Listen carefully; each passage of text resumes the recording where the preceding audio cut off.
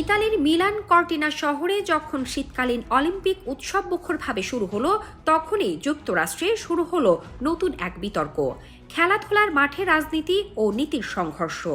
কারণ মার্কিন vice president JD Vance উদ্বোধনী ভাষণে বলেছিলেন, অলিম্পিক এমন একটি মুহূর্ত যা পুরো জাতিকে এক করে, কিন্তু সেই ঐক্য খুব বেশি দিন স্থায়ী হয়নি।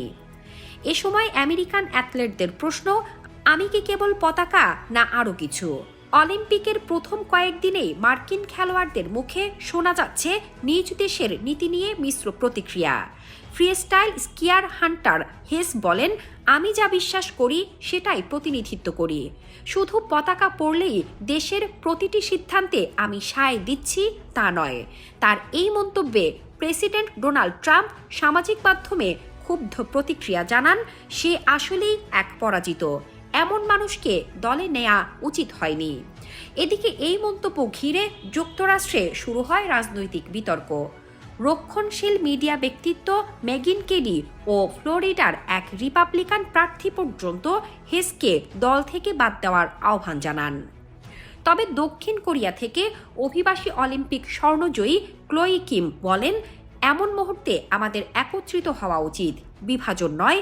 চীনের হয়ে প্রতিদ্বন্দ্বিতা করা আমেরিকান বংশোদ্ভূত আইলিন গু ও হেসের প্রতি সহমর্মিতা জানিয়ে বলেন, আমি জানি যখন রাজনীতি আর খেলাধুলা মিশে যায় তখন সেই চাপে টিকে থাকা কতটা কঠিন।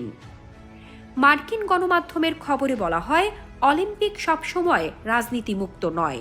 1968 সালে টমি স্মিথ ও জন কার্লোসের কালো মুষ্টি উঁচানো প্রতিবাদ যুক্তরাষ্ট্রে জাতিগত বৈষম্যের বিরুদ্ধে এক ঐতিহাসিক মুহূর্ত হয়ে আছে। এবারও সেই ইতিহাস যেন ফিরে এসেছে, তবে প্রেক্ষাপট অভিবাসন নীতি।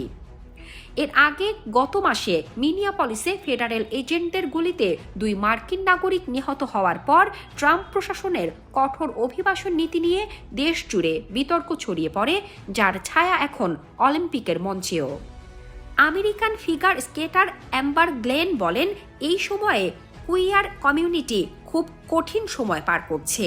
কিন্তু তার এই মন্তব্যের পর তিনি হুমকি ও ঘৃণাসূচক বার্তা পেতে শুরু করেন, যার ফলে তিনি সামাজিক মাধ্যম থেকে সরে যান। অন্যদিকে অনেকে চেষ্টা করছেন রাজনীতি থেকে দূরে থাকার।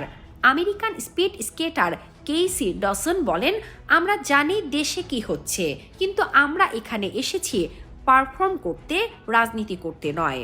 তিনি রোববারের 5000 মিটার ইভেন্টে 8ম স্থান লাভ করেন, যেখানে ভাইস প্রেসিডেন্ট ভ্যান্স নিজে উপস্থিত ছিলেন। এ বিষয়ে মার্কিন পররাষ্ট্র দপ্তরের সাবেক স্পোর্টস ডিপ্লোম্যাট অ্যাশলি হাফম্যান বলেন, খেলাধুলার আছে এক জাদুকরী ক্ষমতা, এটি ঘরের উত্তাপ কমিয়ে দিতে পারে। আগামী বছর যুক্তরাষ্ট্র, কানাডা ও মেক্সিকো যৌথভাবে বিশ্বকাপ আয়োজন করবে ফিফা। আর 2028 সালে লস অ্যাঞ্জেলেসে শুরু হবে গ্রীষ্মকালীন অলিম্পিক। তাই বিশেষজ্ঞদের মতে এই সময়গুলোতে যুক্তরাষ্ট্রের রাজনীতি যেমন উত্তপ্ত থাকবে, তেমনি খেলাধুলা হতে পারে বিভাজনের মধ্যেও একতার মঞ্চ।